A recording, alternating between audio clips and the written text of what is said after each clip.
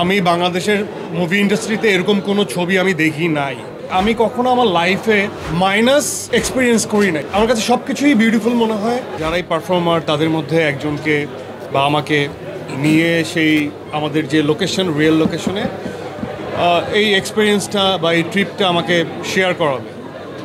So আমার জন্য এটা ভালো যে লোকেশনে আমি কাজ করব, সেখানে যে স্ক্রিপ্ট পড়া, আলোচনা করা, ক্রিয়েটিভ অ্যাঙ্গেল থেকে ভাবা, সেই পরিবেশের সাথে খাপ মানিয়ে নেওয়া।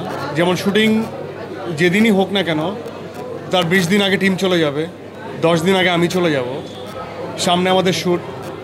সো এই প্রসেসটা আমার কাছে খুবই ইন্টারেস্টিং। এবং এই দম টিম যে তার পারফর্মারদেরকে নিয়ে এভাবে ভাবছে বা ভাবে, কারণ আমার মনে হয় যে অনেক কথা বলে ফেলছে সবাই। এই গল্পটা না আসলেই মানে এটা বলার জন্য বলা না যে it's so different, it's so অন্যরকম না। এটা এত জীবনের কাছের গল্প এবং এখানে এই দম রিলেটেড জায়গাটা এমন এত ভিতরের স্তরের সাইকি নিয়ে কাজ করা হচ্ছে। এটা আসলে পোর্ট্রেশন করতে না একজন ডিরেক্টরের বা টোটাল টিমের দম লাগে। এবং আমরা যারা পারফর্মার তাদেরও আসলে না ইনার দমটা লাগবে।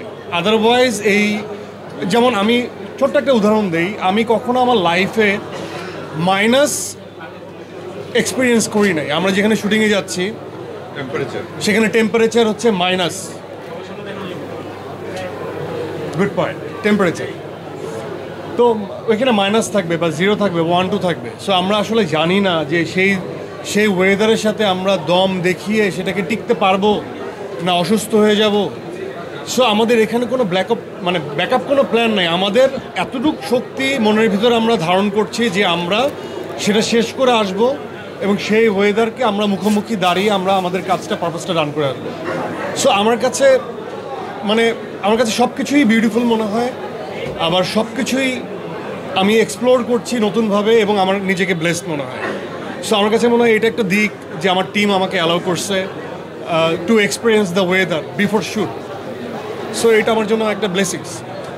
অবভিয়াসলি দমের যে চরিত্রটা আমি করছি এর উপর এত বিশাল এবং এত বড় দায়িত্ব, অনেক সময় অনেক ভার লাগে।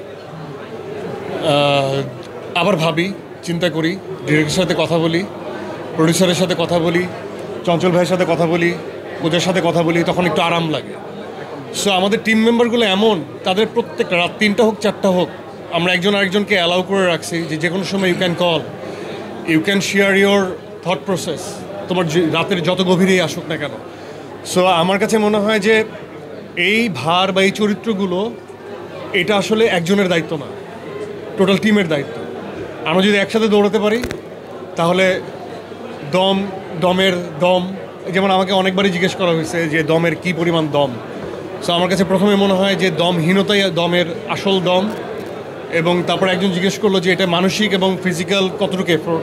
তো আমার কাছে মনে হয় মানসিক এফোর্টটাই সবচেয়ে বড় এফোর্ট, যেটা সামগ্রিক পক্ষে আমাদের যে টিমের যে এফোর্ট। আবার শারীরিক দক্ষতা, শারীরিক এফোর্টনেস ওই মানসিক থেকেই ছড়াবে।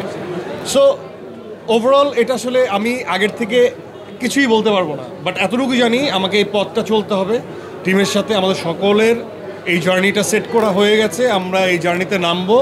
এবং আমার দৃঢ় বিশ্বাস, আমি বিশ্বাস করি পুরো টিম যেভাবে ভাবছে আমি কাউকে ভাবতে দেখি নাই। আমি নিজে আমার এই বয়সকালে আমি বাংলাদেশের মুভি ইন্ডাস্ট্রিতে এরকম কোনো ছবি আমি দেখি নাই।